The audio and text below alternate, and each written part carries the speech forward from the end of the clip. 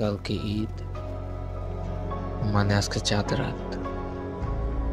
কেন জানি প্রত্যেকটা জিনিসের মতো এই জিনিসটার উপরেও আমার আগ্রহ হারিয়ে ফেলছি। হ্যালো দোস্ত। দোস্ত, আমি তো গ্রামে ভাই ব্রাদারদের সাথে একটু বাজি ফুটাবো, তো তোর একটু পরে আমি কল দিতেছি। হ্যাঁ, ওকে। এই সময় আমার সবচেয়ে কাছের বন্ধুগুলা গ্রামে চলে যায় এবং আমি একা হয়ে যাই। এই জন্য এই সময় নিজেকে একটু খুশি রাখার জন্য আমার সাউন্ড বক্সে ঈদের গান ছাড়ার কথা ভাবি।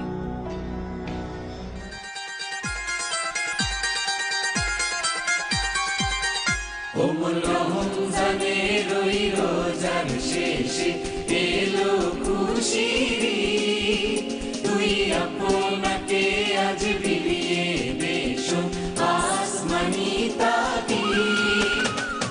রমজানের ওই রোজার শেষে এলো।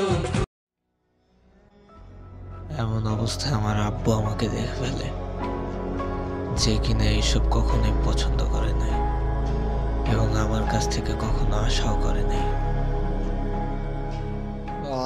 আল্লাহ রে, কি ছেলে দিলা তুমি আমার, আল্লাহ ওরে উঠাইয়া যাও।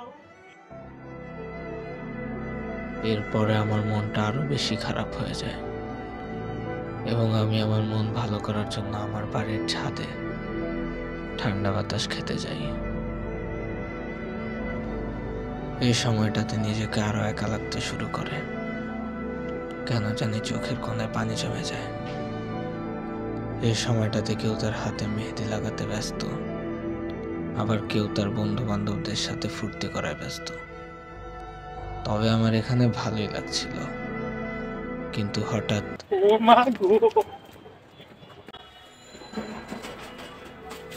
ছাদে থাকা কিছু গাছ নড়তে দেখে আমার ভয় লাগে এবং আমি সেখান থেকে দৌড় দিয়ে চলে আসি। নিজেকে এভাবে আয়নায় দেখে অনেক রাগ উঠছিল নিজের প্রতি। আমি না আমার নিজেকে নিয়ে খুশি, না আমার বাবা মা, আমার ক্যারিয়ার, আমার ফিউচার সর্বদাই আমাকে ভাবায়।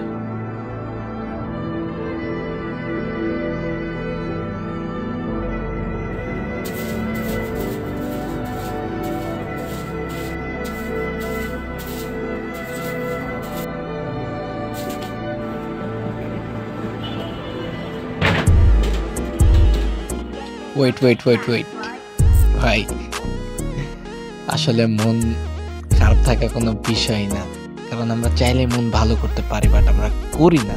কারণ এইসব দিনে মন খারাপ থাকলে নিজেদের কুল মনে হয়, শুয়ে বসে থাকলে নিজেদের স্মার্ট মনে হয়। বাট না ভাই, আমরা 364টা দিন হাসি মুখে পার করে দিতে পারলেও কেন এই ঈদে অথবা চাঁদ রাতে এসে আমরা মন খারাপ করি অথবা অকারণে আমরা কেমন করি, এটা তুমিও জানো। সো এই ভিডিওটা বানানোর একটাই উদ্দেশ্য যে ভাই খুশি থাকো, কজ ঈদ মানেই খুশি। আর ফাওগাং এর সাথেই থাকো।